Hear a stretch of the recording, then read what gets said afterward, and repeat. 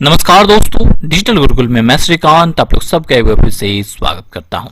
दोस्तों आज हम बात करेंगे जीके जीएस के कुछ ऐसे प्रश्नों के बारे में जो बार बार एग्जाम में रिपीट होते हैं और आपके आने वाले किसी भी एग्जामिनेशन के लिए ये सारे प्रश्न मोस्ट इंपॉर्टेंट हो सकते हैं। देर न करते हुए इस सेशन की शुरुआत करते हैं।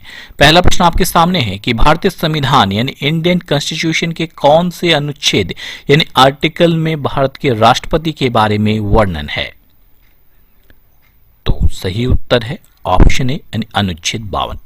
अनुच्छेद 52 यानी आर्टिकल 52 में भारतीय संविधान के राष्ट्रपति यानी भारत के प्रेसिडेंट के बारे में वर्णन है। आपको कुछ एक्स्ट्रा फैक्ट बता दूं, बार बार एग्जाम में पूछे जाते हैं कि भारतीय संविधान के भाग 5 में अनुच्छेद 52 से लेकर 78 के बीच में संघीय कार्यकारिणी के बारे में वर्णन है। अब ये संघीय कार्यकारिणी क्या होता है? इसके अंतर्गत राष्ट्रपति, उपराष्ट्रपति, प्रधानमंत्री, मंत्रिमंडल और भारत के अटॉर्नी जनरल आते हैं। आपको बता दूं कि भारत के जो राष्ट्रपति हैं वो भारत के सर्वोच्च अधिकारी होते हैं। वो देश के प्रथम नागरिक, सभी सशस्त्र बलों के सर्वोच्च सेनापति होते हैं और भारत की एकता और अखंडता के प्रतीक के रूप में माने जाते हैं। अब जब बात आई है भारत के राष्ट्रपति की, तो इससे सबसे ज्यादा प्रश्न एग्जाम में पूछे जाते हैं।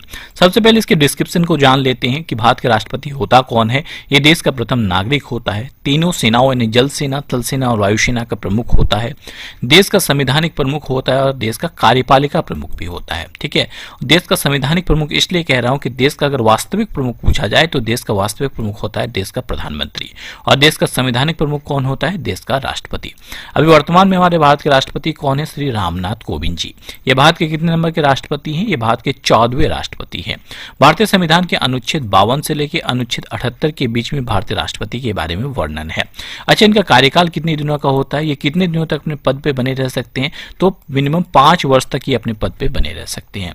इसके अलावा इनका चुनाव कौन करता है? इनका चुनाव लोकसभा, राज्यसभा तथा विधानसभा के निर्वाचित सदस्यों द्वारा इनका चुनाव किया जाता है। इनकी सैलरी कितनी होती है? तो इनकी सैलरी होती है 5 लाख रुपए। इनको शपथ ग्रहण कौन करवाता है? इनको शपथ ग्रहण सुप्रीम कोर्ट के मुख्य न्यायाधीश के द्वारा इनको शपथ ग्रहण करवाया जाता है। भारत के प्रथम राष्ट्रपति कौन थे? श्री राजेंद्र प्रसाद जी। और उनको भारत रत्न कब दिया गया था? 1962 को उनको भारत रत्न से सम्मानित किया गया था। अब एक और प्रश्न, लास्ट बट मोस्ट इंपॉर्टेंट प्रश्न कि एक राष्ट्रपति बनने के लिए मिनिमम एज कितनी होनी चाहिए? तो मिनिमम एज होनी चाहिए 35 वर्ष की आयु होनी चाहिए मिनिमम एक राष्ट्रपति बनने के लिए। अगला मोस्ट इंपॉर्टेंट प्रश्न कि हाल ही में यानी 2021 में किसे डब्ल्यूटीओ का नया महानिर्देशक यानी डायरेक्टर जनरल नियुक्त किया गया? क्या है डब्ल्यूटीओ? डब्ल्यूटीओ अर्थात वर्ल्ड ट्रेड ऑर्गेनाइजेशन। तो वर्ल्ड ट्रेड ऑर्गेनाइजेशन के नए डायरेक्टर जनरल यानी महानिर्देशक कौन बने हैं? तो नोजी ओकोंजो इओला। ध्यान रखिए कौन? नोजी ओकोंजो इओला को हाल ही में डब्ल्यूटीओ का नया महानिर्देशक नियुक्त किया गया है। अब इसमें खास बात क्या है दोस्तों, ध्यान रखिए कि इस पद पर बनने वाली ये पहली महिला है और पहली अफ्रीकी नागरिक भी है। इसके पहले कौन थे इस पद पे? इसके पहले इस पद पे जो थे रोबर्टो एजुआडो थे, अर्थात नोजी ओकोंजो इओला जो है रोबर्टो एजुआडो का स्थान लेंगी। अब ये कब तक इस पद पर बनी रहेंगी? अगर 164 जो सदस्य हैं इसके वर्ल्ड ट्रेड ऑर्गेनाइजेशन के, ये अगर चाहे तो 2025 तक ये अपने पद पर बनी रहेगी। ध्यान रखिए कि 25 सालों के इतिहास में ओजो एवोलो जो है विश्व व्यापार संगठन का नेतृत्व करने वाली पहली महिला है। शॉर्ट में बता दो कि विश्व व्यापार संगठन होता क्या है। अगर एक देश को दूसरे देश से व्यापार करना हो और उसमें किसी प्रकार का प्रॉब्लम हो तो उसको सॉल्व करने का काम करती है वर्ल्ड ट्रेड ऑर्गेनाइजेशन। इसमें कुल 164 देश जो है उसमें शामिल है, ध्यान रखिए। अब यहाँ पे ऑप्शन में आपको 3 नाम और मिल जाते हैं, एंडी जेसी, डगलस एम्फॉप और लॉयड ऑस्टिन। ये तीनों कौन है? तीनों ही चर्चे में रहे हैं अभी। तो बता दूं कि एंडी जेसी हाल ही में अमेजॉन के नए सीईओ बने हैं। डगलस एफॉम ये कौन है? डगलस एफॉम कौन है? ये अमेरिका के वाइस प्रेसिडेंट जो कमला हैरिस है उनके पति हैं ये। और ये कौन है? देश के पहले सेकंड जेंटलमैन बने हैं अमेरिका के।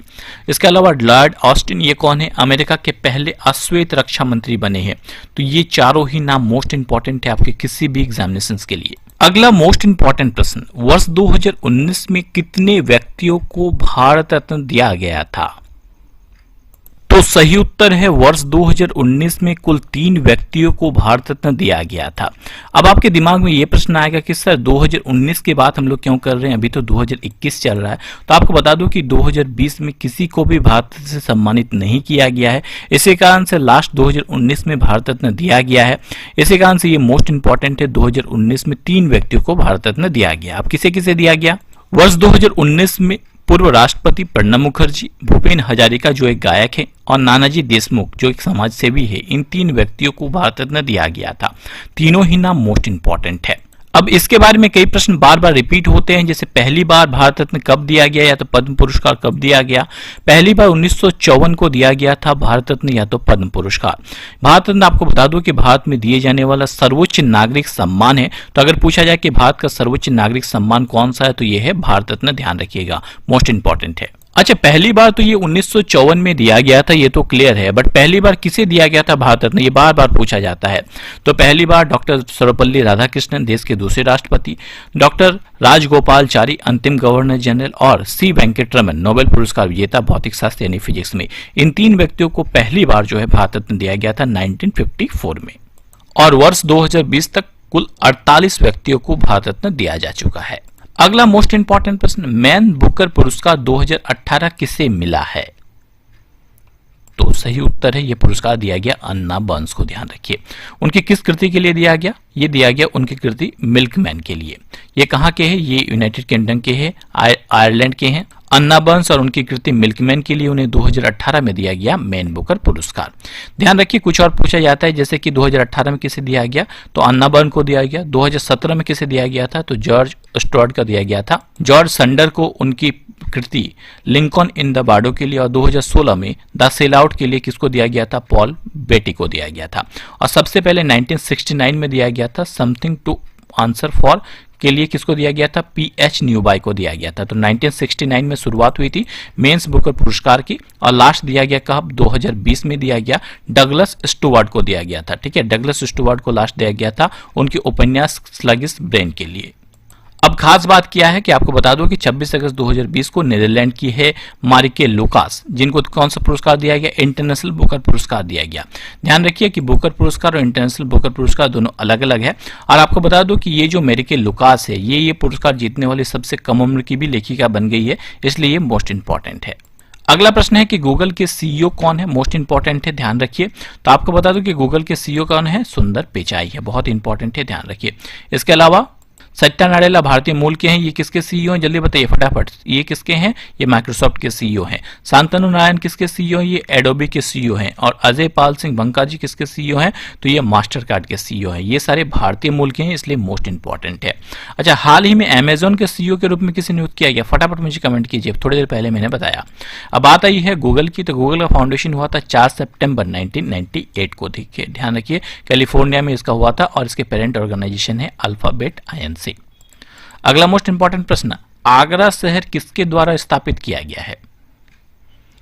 तो सही उत्तर है, इसे सिकंदर लोदी के द्वारा स्थापित किया गया है आगरा शहर। इसकी नींव रखी थी किसने, सिकंदर लोदी ने 1509 को रखी थी इसकी नींव। इसके बाद जो है मुगल सम्राटों ने भी इसे अपना राजधानी बनाया है आगरा को, और शाहजहां ने अपनी पत्नी मुमताज के लिए यहाँ ताजमहल का निर्माण कराया था। इसके अलावा कई और शहरों के बारे में पूछा जाता है, इससे अयोध्या भी चर्चे में रहा है। इसका किसने स्थापना किया था, तो आधुनिक फैजाबाद से कुछ ही दूरी पर सरयू नदी के किनारे पर यह स्थित है। और ये कौन सा, ये कौशल राज की राजधानी थी और भगवान श्री राम की जन्मभूमि भी मानी जाती है। अमृतसर की बात करते हैं, ये भी चर्चे में रहा है, यहाँ पे सिखों का पवित्र तीर्थस्थल है, स्वर्ण मंदिर है जो है अमृतसर में, और इसका निर्माण सिखों के चौथे गुरु रामदास द्वारा कराया गया था। इंद्रप्रस्थ ये नई दिल्ली के निकट स्थित है, और महाभारत काल में कुरु राज्य की राजधानी रही थी। बढ़ते हैं अगले प्रश्न की ओर। अगला महत्वपूर्ण प्रश्न, राज्यसभा के पहले सभापति कौन थे? तो सही उत्तर है डॉक्टर सर्वपल्ली राधाकृष्णन, राज्यसभा के पहले सभापति थे, ध्यान रखिए। इसके अलावा पूछा जाता है कि राज्यसभा पहली बार कब गठित की गई थी, तो 3 अप्रैल 1952 को गठित की गई थी, और राज्यसभा की पहली बैठक हुई थी 13 मई 1952 को, ध्यान रखिए। और राज्यसभा के पहले सभापति थे डॉक्टर सर्वपल्ली राधाकृष्णन, और राज्यसभा के पहले उपसभापति थे डॉक्टर SV कृष्णमूर्ति राव। अगला महत्वपूर्ण प्रश्न, मैकमोहन लाइन जो है वो किन 2 देशों के बीच में है, यानी किन 2 देशों के बीच की रेखा है जिसको मैकमोहन लाइन कहा जाता है। बहुत इंपॉर्टेंट है, ध्यान रखिए। तो ये जो मैकमोहन लाइन है वो भारत और चाइना के बीच की रेखा है। भारत और चाइना के बीच की बॉर्डर को मैकमोहन लाइन कहा जाता है। ये से पिक्चर में देख पा रहे हैं, ये डिस्प्यूटेड है बहुत ज्यादा। और ये भारत के किस राज्य में, ये भी पूछा जाता है। ये भारत के अरुणाचल प्रदेश में है मैकमोहन लाइन। इसके अलावा कई और इंपॉर्टेंट लाइन के बारे में पूछा जाता है, जैसे red Cliff line. Red Cliff line Bharat और पाकिस्तान के बीच की रेखा है। लाइन ऑफ कंट्रोल, ये भारत और पाकिस्तान के एलओसी के बीच की रेखा है। देखिए इसे एलओसी के नाम दिया जाता है, भारत और पाकिस्तान के बीच की रेखा। डूरंड लाइन, ये किसके बीच की रेखा है, अफगानिस्तान और पाकिस्तान के बीच की रेखा है। और पल्क स्ट्रेट, ये भारत और श्रीलंका के बीच की रेखा है। अगला प्रश्न, अनुच्छेद 74 किससे संबंधित है? तो सही उत्तर है ये भारत के महान्यायवादी यानी अटॉर्नी जनरल ऑफ इंडिया से संबंधित है, अनुच्छेद 74 यानी 74। अब अगर पूछा जाए, बहुत बार पूछा जाता है कि हमारे वर्तमान में अटॉर्नी जनरल कौन है, तो वर्तमान में हमारे अटॉर्नी जनरल कौन है, के वेणुगोपाल जी। ध्यान रखिए, बहुत इंपॉर्टेंट है, ये मैं बता रहा हूँ 2021 के फरवरी तक की अपडेट। तो हमारे के वेणुगोपाल जी हमारे अटॉर्नी जनरल है। अब अटॉर्नी जनरल का काम क्या होता है, ये कानूनी सलाह प्रोवाइड करता है केंद्र सरकार को। ध्यान रखिए, और इसकी नियुक्ति किसके द्वारा की जाती है, भारत के राष्ट्रपति के द्वारा इसकी नियुक्ति की जाती है। और भारतीय संविधान के अनुच्छेद 76 में इसके बारे में वर्णन है। ध्यान रखिए कि भारत का जो महान्यायवादी यानी अटॉर्नी जनरल होता है, ये देश का सर्वोच्च कानूनी अधिकारी होता है। और वो राष्ट्रपति के प्रसाद पर्यंत यानी जब तक राष्ट्रपति चाहे तब तक अपने पद पर बना रह सकता है। नॉर्मली इनका कार्यकाल जो होता है वो 3 साल का होता है। और के वेणुगोपाल जी भारत के 15वें नंबर के अटॉर्नी जनरल है। इसके अलावा बहुत बार पूछा जाता है कि भारत के पहले महान्यायवादी कौन थे, तो MC तलवार जी थे भारत के पहले न्यायवादी। और सबसे लंबे समय तक इस पद पर बने रहने वाले न्यायवादी भी थे, कौन, MC तलवार जी। अगला प्रश्न, मिशन इंद्रधनुष किससे संबंधित है? तो सही उत्तर है ये टीकाकरण यानी वैक्सीनेशन से संबंधित है। अब इसका नाम इंद्रधनुष क्यों रखा गया है, क्योंकि इसमें 7 तरह की वैक्सीनेशन दी जाती है, जिसमें मेजल्स, पोलियो, ठीक है, पेर्टुसिस, टेटनस, टीबी, डिप्थेरिया और हेपेटाइटिस बी, इसके इंजेक्शंस दी जाती हैं। 60 डिजीज का इंजेक्शन दिया जाता है, इसी कारण से इसका नाम रखा गया इंद्रधनुष। इसके अलावा बता दूं कि इसकी शुरुआत की गई थी 25 दिसंबर 2014 को भारत सरकार के द्वारा, भारत के स्वास्थ्य एवं परिवार कल्याण मंत्रालय के द्वारा इसकी शुरुआत की गई थी टीकाकरण के लिए, स्पेशली उन जगहों पे जहां पे टीकाकरण नहीं होती है। 7 रोगों के रोकथाम के लिए इसकी शुरुआत की गई थी, बाद में कई और इसमें ऐड कर दिए गए। अभी कुल 12 रोगों की रोकथाम की जाती है। बाद में इसमें रूबेला, रोटावायरस और हेपेटाइटिस बी, पोलियो और हेमोफिलियस को भी ऐड कर दिया गया। यानी पहले 7 था, बाद में 5 को ऐड कर दिया गया, तो टोटल अभी 12 रोगों का इलाज किया जाता है, वैक्सीनेशन की जाती है मिशन इंद्रधनुष के अंतर्गत। तो दोस्तों आज के लिए इतना ही। आपके लिए आज का क्विज का प्रश्न है, आप मुझे बताएंगे कि भारत का प्रथम इंजन रहित यानी इसे इंजन लेस ट्रेन कौन सा है, शताब्दी, राजधानी, वंदे भारत या पुरुषोत्तम एक्सप्रेस। इसके अलावा ये भी बताता है कि इसकी शुरुआत कब हुई थी और ये कहां से कहां तक चली थी। तो दोस्तों आज के लिए इतना ही, जल्द ही लौटेंगे नई वीडियो नई नॉलेज के साथ। तब तक हंसते रहिए, मुस्कुराते रहिए। Thanks for watching my video. जय हिंद, जय भारत दोस्तों।